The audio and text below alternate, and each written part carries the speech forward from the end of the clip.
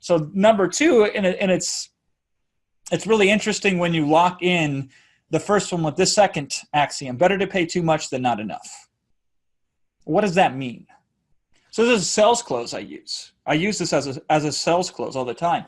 Better to pay too much and have your life change than not enough and still be stuck with where you're at. The cost of overpaying for a solution you really need is far less than the cost of underpaying for something that doesn't measure up. Would you agree with that statement? Would you agree that it's better to pay a little bit and get everything you need than not pay enough and be left short? Now, it's not always that clear cut. Usually it's not anywhere close to that clear cut. But all things being equal, I would rather overpay a little bit for a life-saving operation from the best surgeon in the world than to underpay from, some average surgeon down the street who might get the job done. But you save money, Jason. Yeah, but I died. Whoops. So my philosophy for selling is very simple.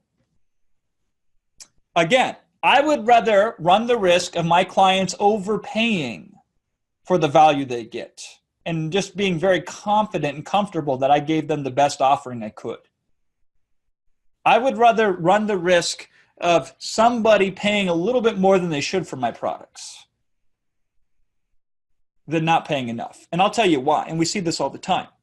So you go back to WP Twin. I don't know how many times we've updated that script. It's got to be in the thousands. Thousands and thousands of upgrades, because every single time we had a situation where, somebody is using a server from their brother-in-law in the Ukraine in his basement, and they got this weird web configuration, and for some weird, strange reason, that server configuration doesn't quite work with WP Twin. So we update it, and we fix it. We patch it for that one single use case on the next iteration, and then we push it back out there, right? Now, if we were charging $9 for our software, we would never update it. We would never support it. And our response times to customer support requests would be abysmal. So I would rather my audience overpay for my solution and make sure I'm confident that they had everything that they needed.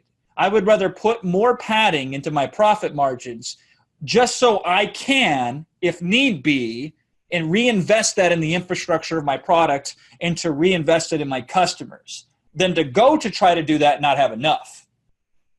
If it's too costly for me to help support your product that you bought from me, I'm not going to do it. Not me, not you, not anybody in the marketplace. So again, I would rather err on the side of putting in a little extra margin, knowing full well that that gives me some wiggle room. So if I have to go above and beyond to make sure that your experience with my product or my brand is better than you thought it was going to be, I have the margin to do that. Now, if I sell on price, I don't have the margin to do that. And maybe that's a strategy, right? Southwest doesn't pretend to be a luxurious brand. There is no first class in Southwest. It's a bus with wings, right? It's like herding cattle when you get on and board. But you know what Southwest is good at? They're the fastest from wheels up to wheels down. They're the fastest onboarding out of all the different things. And you know what you get with that, right? And so Southwest can make it work.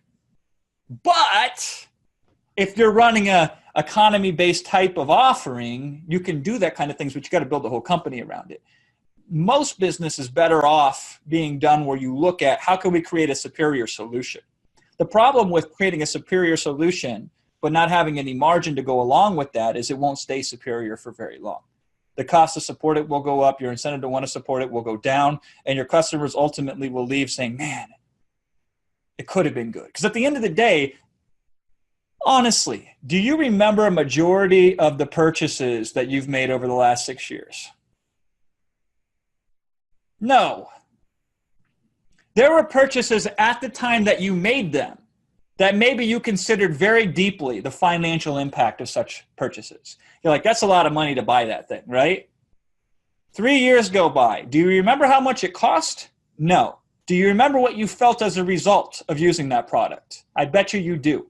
I bet for every product that you can't remember how you felt about buying, there's 100 products that you can't remember the cost of. It's the feeling. It's the experience. It's what it did for you going forward that matters. So the price is the thing that you feel the most at the point of sale. But over time, price kind of diminishes. So again, the philosophy of premium pricing is very simple. I would rather accidentally make you pay too much than cut myself short and not be able to support you and not be able to continue to give you the result that I know you want. Because I know the result's more important to you than the price that you get. Because let's just say I accidentally overpriced my product by $100. Whoops. But my product is the best. Do you think at the end of the day, people really cared that they paid $100 more, that they could have saved $100? No, they care at the point of sale, but that's the only time they care. But how often will they use your product for? Hopefully more than just once, right? And then, so this is why this is important, all right? Now, again, none of these are in a vacuum. So as we go through these, it's going to make a lot more sense how these all interrelate to each other.